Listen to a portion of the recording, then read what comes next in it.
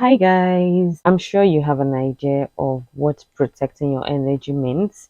It's basically ensuring that you preserve, safeguard, conserve your mental and emotional resources.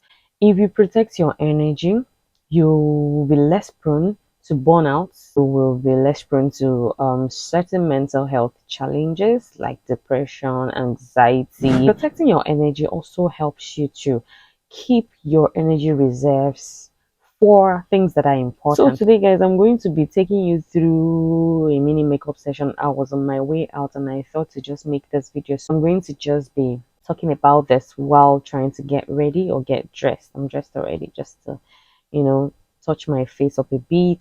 A lot is going on in the world right now that makes it inevitable for you to protect your energy. When you protect your energy, you get to conserve your energy resources, you save your brain power, and you do not feel overworked or even overwhelmed. So, I'm going to be making a lot of reference to the workplace, but I'll still make sure that I generalize my points so that you can insert it into as many areas of your life as possible. So, guys, work with me. Let's go. First of all, your energy is actually your source of motivation, happiness, productivity. It fuels your passion, your drive, and anything that happens to your energy levels will prevent you from being productive, not being burned out, and from not being overwhelmed. If you're able to protect your energy, like I earlier said, it will help you exercise self control. You'll be less prone to outbursts and mostly energy drain. Protecting your energy is a form of self care, and I have spoken about self care and misconceptions around it. If you've not seen it, I'm going to link it up.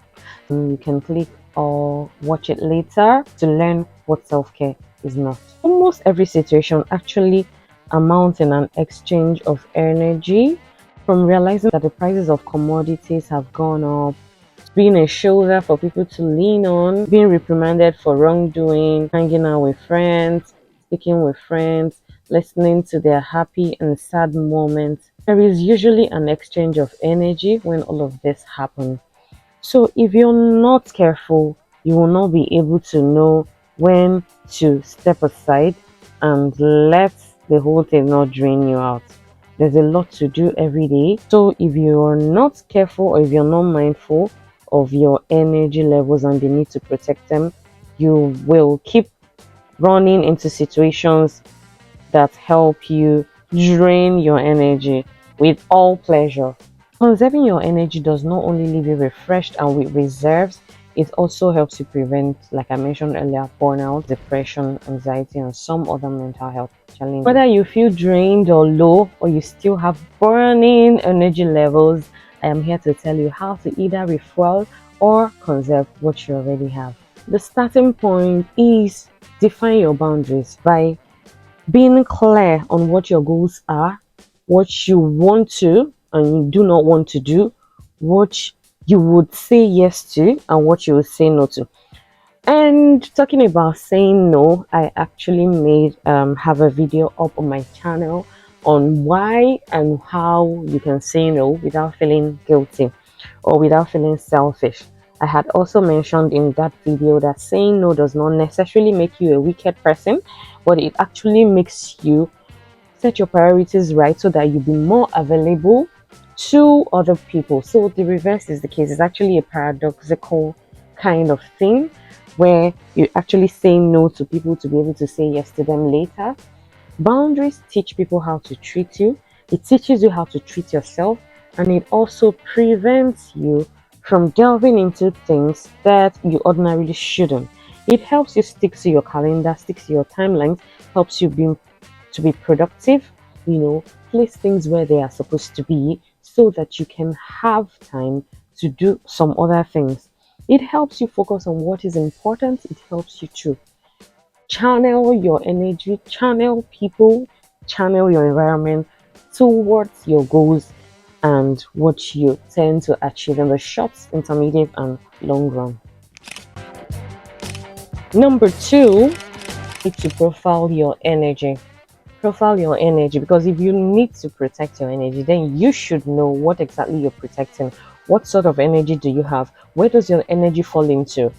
As much as it seems like it's a simple thing to do, it could be complex for different kinds of individuals. For instance, someone who is an introvert might feel drained after going out on a social gathering, meeting people, or being at meetings where a lot of discussions have to happen and lots of talk have to go on. Whereas someone who is an extrovert might feel drained and overwhelmed while staying back at home or keeping to themselves all day. So it's not the same for every personality type, and it's not the same for everyone, as much as there are common denominators. In profiling your energy, it's good you know that your feelings are important, your emotions, your feelings are valid basically. Don't neglect your feelings, don't neglect what it is. If there is pop culture and you do not want to fall into it, you do not want to belong to it, your profiling will help you reaffirm. It will help you to assure yourself that I do not want to do this, not because I don't have the resources or I don't have the wherewithal, but I don't want to do it because it is not okay. It does not tally with my energy type. Emotional intelligence is very important, in profiling, even in setting boundaries, because it helps you to understand your emotions, the emotions of others, when to bring what into play, and all that. The third is organize your space. As much as it sounds like we are simply referring to a physical space, yeah, but we are being entire and exhaustive about the space that we are talking about.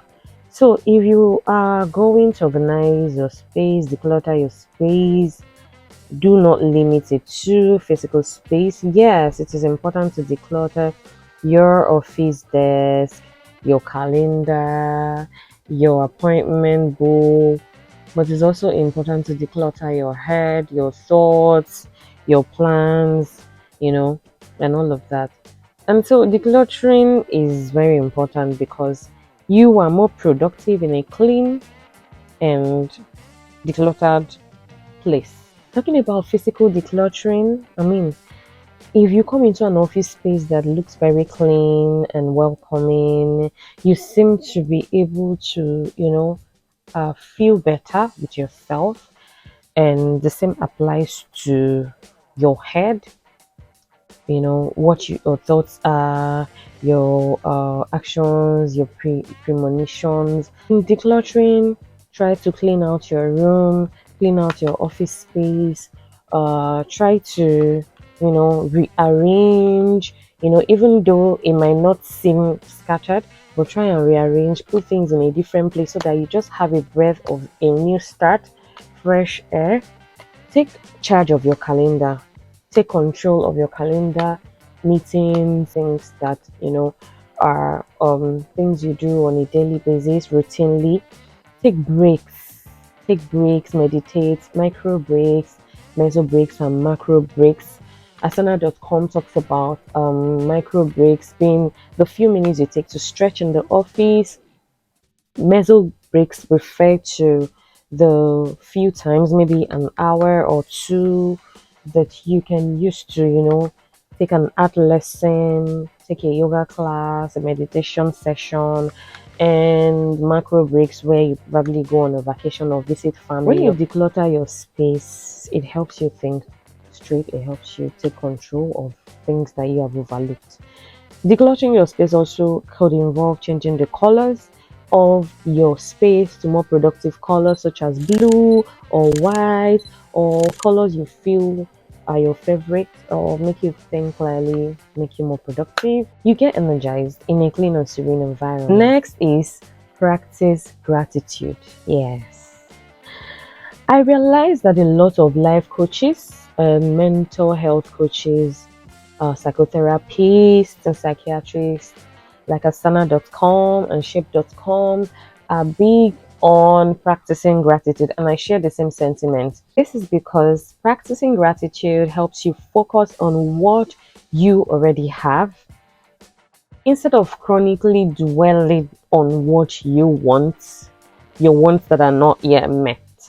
It helps you to count your blessings. It's synonymous with counting your blessings and naming them one by one. And if you do that, it helps you dwell on the positive. It helps you love yourself the more, even when you don't feel perfect. Helps you understand that no matter what happens, all you got is yourself. You are all you got. And you deserve all of the pamper, you deserve all of the love, knowing that you need all of that to be able to move on. So, practicing gratitude actually improves your self esteem and helps you to know that it can only get better. Am I supposed to be talking while doing this?